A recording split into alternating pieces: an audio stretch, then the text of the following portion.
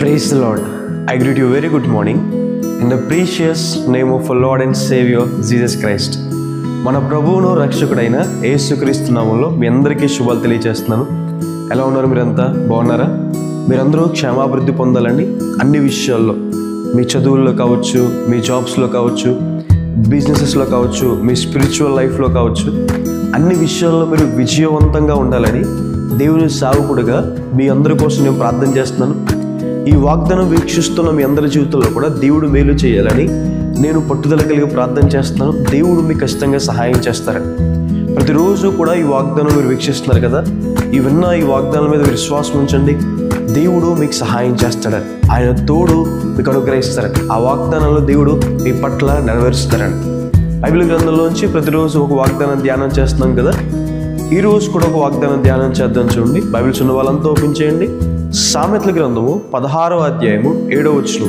ఒకని ప్రవక్తన యెహోవాకు ప్రీతికరమగినప్పుడు ఆయన వాని శత్రువులను సహా వానికి మిత్రులుగా చేయను. హల్లెలూయా.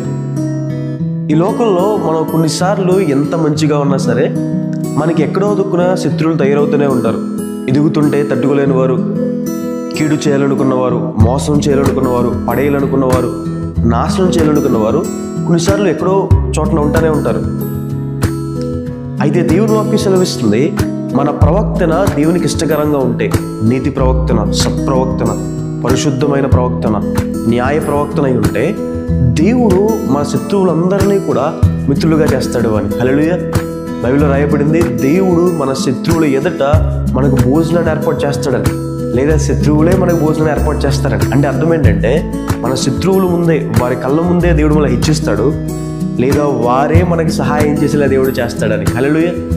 దేవుడు అలాంటి గొప్ప మేలు చేయగలడని.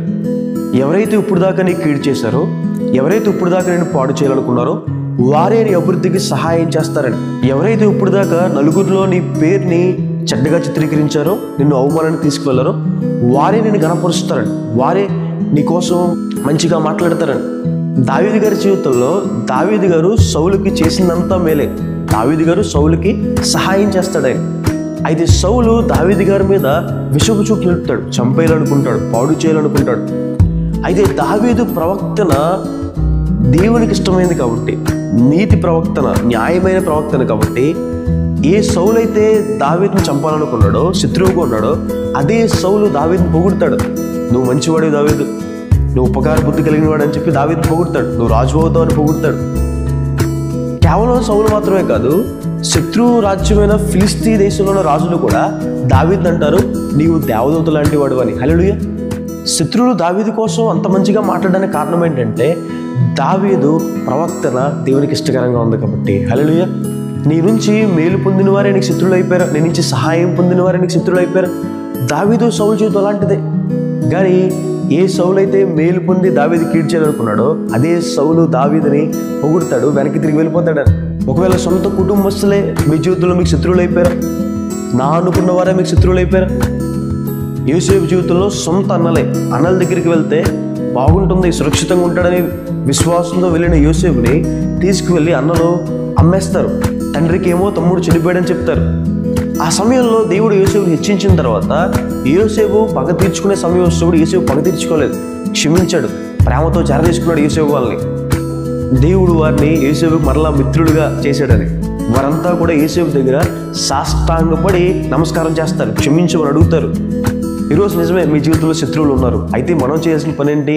ప్రార్థన చేయడం, వారిని మార్చమని దేవుడిని అడగడం, మన ప్రవక్తని ఇంకా మంచిగా మార్చుకోవడం. ఒకవేళ వారు మన సహాయం కోసం మన దగ్గరికి వస్తే మనము పగ తీర్చుకోకుండా సహాయం చేయాలని. అలా చేసినప్పుడు దేవుడు నీ శత్రువులందరినీ కూడా నీకు మిత్రులుగా మారుస్తాడు అని. హల్లెలూయా. దేవుడు నీకు తోడై ఉంటాడు కాబట్టి ఆయన మీ ప్రతి శత్రువులందరినీ కూడా మిత్రులుగా మారుస్తాడు. ఇస్సాకు గారి జీవితంలో అబీమెలెకు అనే రాజు ఇస్సాకు అభివృద్ధి ఆపాలని, ఇస్సాకు ఆశీర్వాదం పొందుతుంటే, ఎదుగుతుంటే అడ్డుకోవాలని ఎంతో ప్రయత్నిస్తాడు. ఉన్నారా మీ జీవితంలో? మీ జాబ్స్లో కావచ్చు, వ్యాపార విషయంలో కావచ్చు, మీ కుటుంబస్తుల్లో కావచ్చు, మీరు ఎదుగుతుంటే మీ ఎదుగుదలను ఎలాగైనా ఆపాలనుకుంటున్నారా? అబీమెలెకు కూడా ఇస్సాకు జీవితం అలాంటి వాడే. కానీ అదే అబీమెలెకు వచ్చి ఇస్సాకుతో స్నేహం ఏర్పరచుకుంటాడు.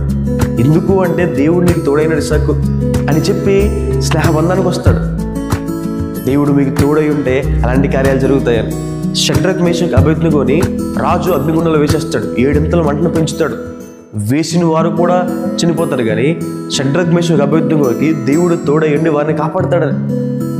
అప్పుడు దాకా శత్రువుగా ఉన్న నెబుకద్నెజర్ రాజు దేవుడు షడ్రక్ మేషక్ అబేద్నెగో తోడే ఉండడం చూసి వారికి మిత్రులుగా మారిపోయాడని, హల్లెలూయా, వారి పక్షాన మాట్లాడడం మొదలుపెట్టాడని, వారిని హెచ్చించడం మొదలుపెట్టాడని. ఈరోజు ఈ వాగ్దానం విశ్వసించండి.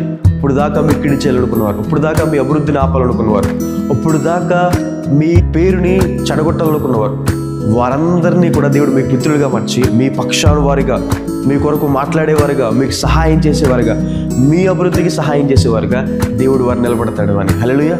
ప్రార్థన చేసుకుందాం. చూడండి, సర్వశక్తిమంతుడా, జీవం గల దేవేశ ప్రభువా, మీకు వేలాది వందనాలు యేసయ్యా. ఈరోజు వాగ్దానం ద్వారా మాతో మాట్లాడినందుకు దేవా ప్రభువా మీకు వందనాలు. ప్రియులు ఎంతమంది అయితే ఈ వాగ్దానం వీక్షిస్తున్నారో వారి జీవితంలో మేలు చేయండి. శత్రువులు బాధ నుంచి ఎలా తప్పించుకోవాలో తెలియక కృంగిపోతున్నారేమో తండ్రి.